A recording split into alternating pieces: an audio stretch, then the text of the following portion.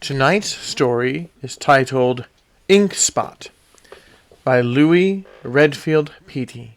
Louise Redfield Peattie. Of what possible value could it be, this sickly dark blob of a kitten?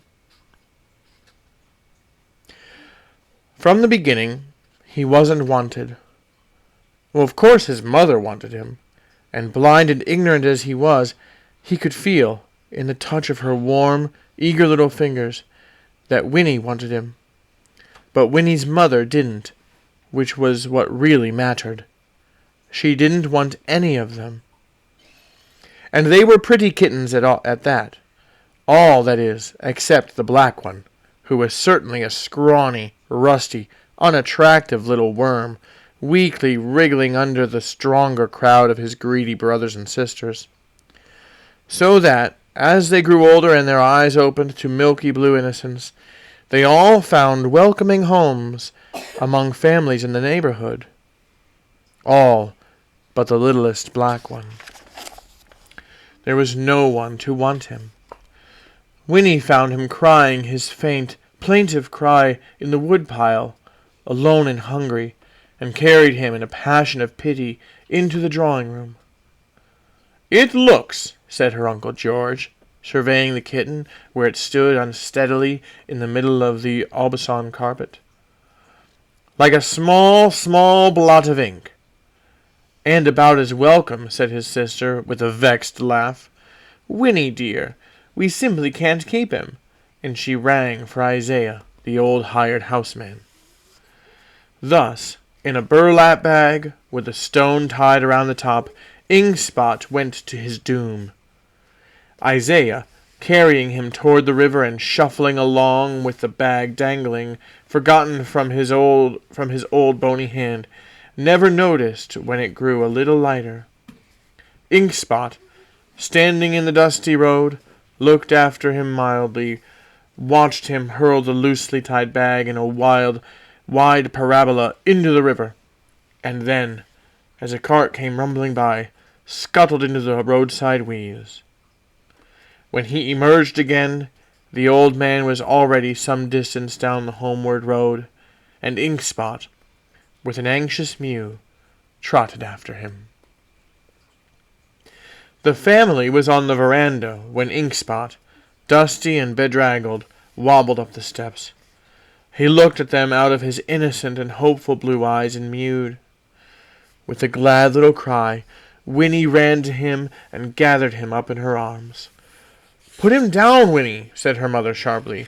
"George, however in the world?" "Very hard to kill a black cat," said Uncle George sagely. But Winnie's mother was obdurate, and in the end it was Uncle George himself who carried the kitten downstairs, at arm's length, with a bottle in the other hand. There in the dungeon gloom of the basement, he found a starch box, and thrust Inkspot under it. He found a rag, and saturated it with the overpowering fluid from the bottle.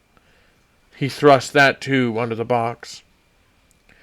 Uncle George would never tell how well or ill he slept that night, but it was before breakfast that he descended into the basement. The starch box stood mutely in the middle of the floor, and he grimly took it up. Gladly crying, Inkspot dashed out and wreathed himself in a happy gratitude about Uncle George's ankle. No one heard Uncle George gasp as he mopped his brow with his silk handkerchief. Inkspot, hungry and light-hearted, bounded up the cellar stairs, and Uncle George followed, too bewildered to look twice at the starch box, where it lay overturned, showing the little knot-hole that had brought life all night to Inkspot's unhappy pink nose. "I told you it couldn't be done," said Uncle George at breakfast, with an air of vindication. "Not to a cat as black as that." Winnie's tears and entreaties broke down her mother's determination. Inkspot, reprieved, was taken into the family. It was an interlude so perfect as to constitute a cat heaven. By the glowing hearth in the drawing-room there was a place for Inkspot now, where he might lie with paws softly folded under him, purring like a boiling kettle and staring up at the flames with eyes holding a mystery that since time's beginning has awed humanity. As the halcyon days passed, Inkspot's spindly legs grew stronger, his heart lighter. He took to frisking in the middle of the Aubusson carpet, chasing his tail in that delirium of fluid grace so fascinating for clumsy human beings to watch. And Winnie, on the hearth-rug, would clap her hands and squeal in delight. Her mother, in the grown-ups' Olympus of proper chairs and tables, talked with the guests above the heads of the two young things. "Old Isaiah is getting much too cranky anyway," she was saying. "And this new butler, my dear, is a marvel. English and with the most perfect manner. He's been trained since boyhood, it seems, in the houses of the nobility." The guest murmured appreciatively. Inkspot uncurled himself and sat up. He blinked, yawned, and began to wash his face, sitting in the middle of the hearthrug, insignificant and unobtrusive. With a step as noiseless as Inkspot's own, the butler entered with the tray, a tall, suave figure with a lean, intelligent face, sallow above his black clothes. Inkspot stopped washing his face and stared at the newcomer. A strangling cry broke from the butler. The tray wavered in his hand, and a cup crashed to the floor. "Take it away! Take it away!" The man's face was a sick yellow, and he stood shuddering, with the tray rattling in his hands. "Why, what's the matter?" His mistress was on her feet. "It's the kitten! Winnie, take it away, quickly!" Winnie jumped up, plucked the innocent Inkspot from the rug, and scurried from the room. The butler put the tray down and mopped his damp face. "Forgive me, madam. I do beg you to excuse it. It's cats, madam. I can't abide them. I'm most deeply sorry. It shan't occur again, madam, that is, if the cat keeps away." "Very well, then, Jeffreys, that's all," said the mistress hastily, and the butler stepped, a tall, quick shadow, through the heavy curtains and out of the room. "Well," said Winnie's mother, "did you ever see anything so perfectly weird?" "Oh, but it's quite well known, that horror of cats," said our guest, leaning forward animatedly. "There are people simply born that way, it seems."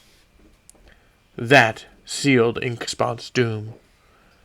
When Winnie stole up from the basement where, upon a pile of kindling, she had sat fearfully cuddling her pet, it was to hear Inkspot's banishment pronounced. She pleaded vainly, the kitten dangling limp and willing in her arms, her tears falling on his small black head, so that he twitched his ears once or twice in protest.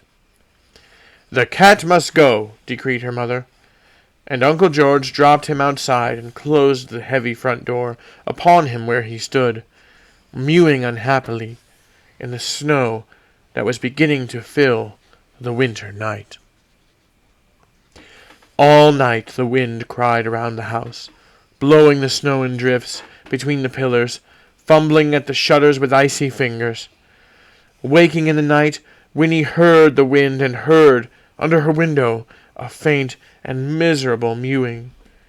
She cried a little, piteously, into her pillow, there in the dark, and then went to sleep again. But Inkspot prowled still around and around the unrelenting house, his fur blown the wrong way by cruel, cold fingers of the wind.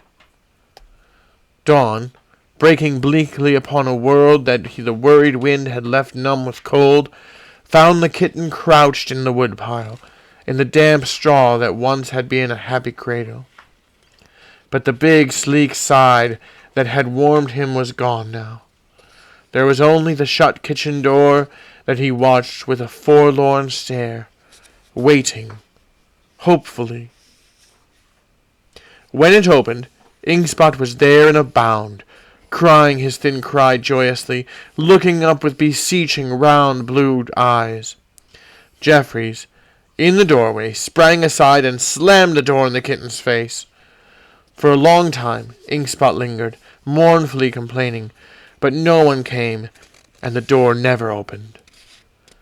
After a while he went away forlornly into the world to see what he could find. So Inkspot became an outcast, an Ishmael of the alleys. He lived on pickings from ash cans and dump piles. His coat grew mangy from bad food, and his blue eyes wild and frightened. Crouching by a dustbin, licking an empty salmon can, he would bolt at a footstep, in the terror he learned from harsh experience. He did not grow fast, poorly nourished as he was, and he became thinner daily. Nothing could have been more insignificant than the superfluous black kitten that nevertheless managed to cling to life, unwanted and unhappy. Often he returned to the home of his brief happiness, for his hope was hard to kill, but always he was chased away, and once, when the sallow face of Jeffries looked down on him from the pantry window, he fled in terror. Yet he returned once more. It was in the night, a night of black and bitter frost, with the great moon looking coldly on the world, when the old longing for remembered comfort came strongly back upon him. Over the frozen ruts of lane and alleyway he trotted, till he saw the white pillars of the house that had been home, shining and stately in the moonlight. But Inkspot did not take the box-lined path that led to them, to the big house door. He knew that door would never open to him now. Yet, with its picture of the dancing fire making a dim warmness in his kitten mind, he prowled miserably and hopelessly around the side of the house, looking up with eyes that glittered in the moonlight at the blank windows. And then, turning the corner, he stopped and stared. There was a black shadow under one of the ground floor windows, and the window was open. He could hear the shadowy figure whispering. Despite his fear, he drew alertly nearer, drawn by that open window. In it, by the moon's light, he saw the face of Jeffries. Something brightly shining, the silver tray Inkspot knew, passed through the window to the man on the ground, who stooped and put it softly in the sack at his feet. "That's about the last of the stuff," Geoffrey was softly saying. "Now I'll fetch the rope, and you can come in and tie me and gag me." The man under the window nodded silently, and Jeffries vanished from the window. In that instant, the starved and shivering kitten ran to the window and leaped in, unseen, suspecting, and eager. Despite the cold air from the open window, there was blessed warmth, and Inkspot's heart leaped with him. There was a footfall in the dark room, and a whisper, and Inkspot, who bore no grudges, who looked on all in this haven as friend, ran with a little chirp to the shadowy figure, and warmly, with his whole wriggling body, caressed the approaching ankle. A terrible, uncontrollable yell broke from the throat of Jeffries.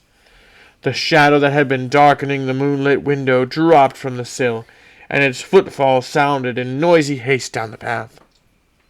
A voice called upstairs, and there were running feet. When the door opened with a flood of light, the bewildered Inkspot looked up, blinking, to see crowding figures in the doorway, as bewildered as he, staring at Jeffries, where he crouched against the wall, shuddering away from the small, black, anxious kitten who sat in the middle of the floor, between him and escape. The next time there were guests for dinner, a crisply aproned maid brought in the silver service. At the sight, Inkspot, sleek and fattened, rose from the hearth rug, and waving his tail with an assuredly and lordly mien, he strolled to the table. Winnie's mother filled a fragile saucer from the cream pitcher. "Isn't he the dearest little creature?" she said fondly. "And do you know, he's a little hero. Let me tell you." But Inkspot crouched greedily over the saucer, understood not a word. He only knew that somehow, miraculously, he was wanted at last. Inkspot by Louise Redfield Peattie. Thank you so much for listening. Good night, everybody.